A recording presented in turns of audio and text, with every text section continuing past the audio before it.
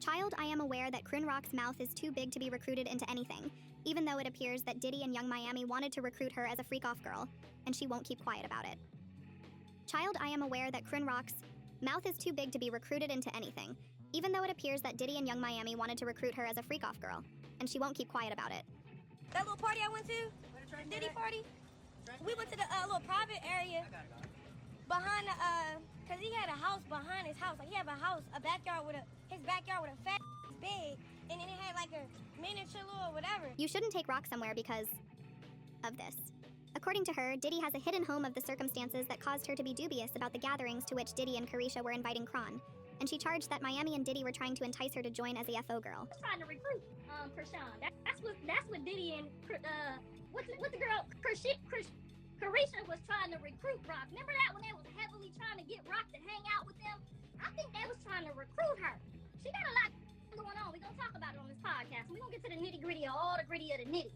Cause it's necessary. I think them was trying to recruit her. Cause remember they just had her pulling up to everything. Thought she about you left her. Yeah, remember? See what I'm saying? We don't. This podcast gonna be, cause y'all know the mama know everything and everybody's business. So we gonna find out on this podcast. We ain't gonna talk no shit about nobody. We ain't gonna mock nobody, but we definitely gonna explore the possibilities that was going on. Cause they kept calling her. Remember, pull up to the birthday party. Come over here and dance on Carisha. Remember that? I feel like they was trying to recruit that baby. If Rock hadn't been tactful about going to those private events, Carissa would not have gone there, and she resolved to find out the truth about Diddy and Carisha's attempt to recruit Chrisean. Many people said, "Ma'am, your son recently posted a picture of a bathroom floor screaming homelessness, so shouldn't your business be over there?" As Carissa was also ranting. Even though it seemed that Carissa was only seeking to maintain her media attention, other people saw value in what she was saying. It wouldn't surprise those who believed in her if Keisha and Diddy attempted to recruit her, because they claim that Rock is easily swayed and seizes any attention. Furthermore, from what we've seen about the lawsuits thus far, it appears that Diddy and Keisha targeted women who had low self-esteem and who they knew wanted to earn money in any way possible. But we're also freaks, baby cakes.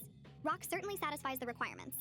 It's also plausible that they were genuinely attempting to recruit Croa, because we haven't seen CA hanging out with Diddy and Keisha, when Blueface was insulting Rock on social media.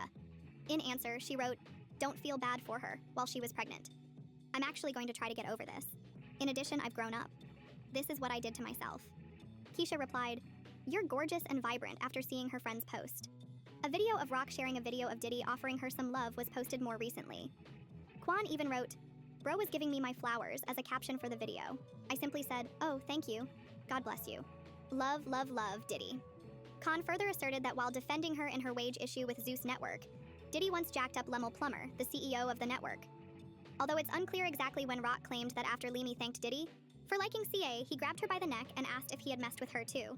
He then warned Limi that Chrisean is not to be played with and that she needs to be treated properly. She described the alleged incident, which she said happened, at one of Puff's parties. That's why Diddy jacked your up that day. When we was at the party, he grabbed Lemmy.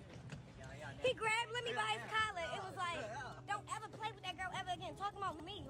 When I told you that Chrisean doesn't know when to quit, sweetie, she continued to talk endlessly about how Diddy jacked up Limi. And shout out to Diddy, because I didn't understand why he jacked him up. Like, my brothers do that to people that be playing with me. He jacked him up. I'm like, what happened? I see.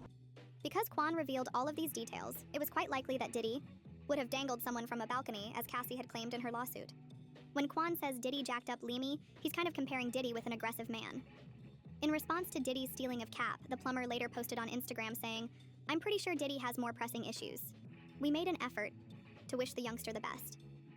Diddy probably wouldn't have wanted Khan to boast about it on Instagram, even if he had stood up for Khan. She is still allegedly talking about Diddy's parties behind the scenes, which suggests that they were trying to recruit her. This suggests that Rock does not comprehend the internet, especially now that he is being accused of being a very aggressive man. Currently, it's just hilarious. Isn't that because Rock observes that everyone else is attempting to deny everything?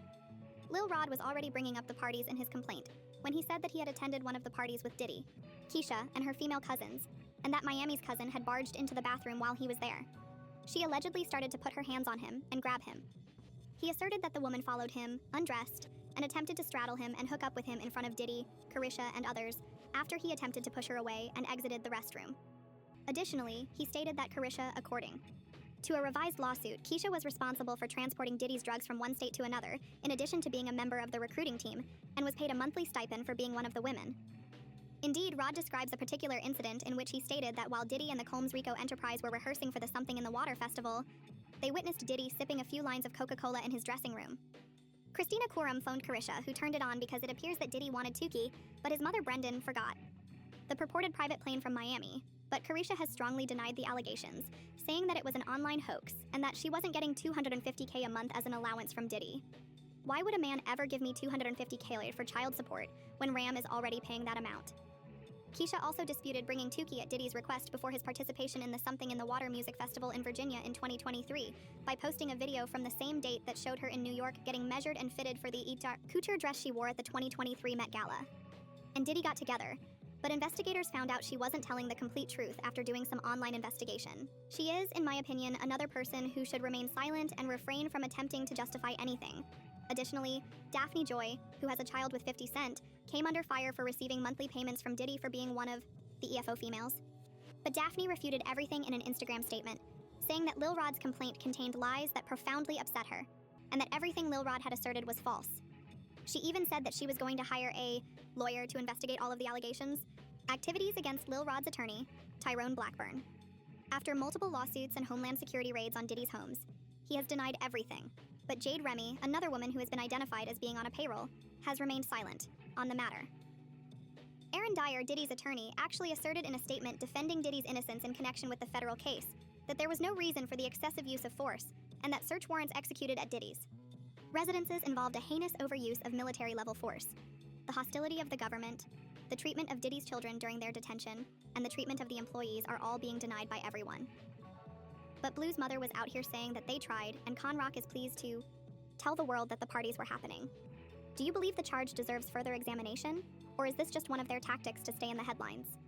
Should we disregard that family and let them go? Or is it conceivable that Diddy and Carisha were trying to recruit Cran? Those thoughts in the area designated for comments underneath.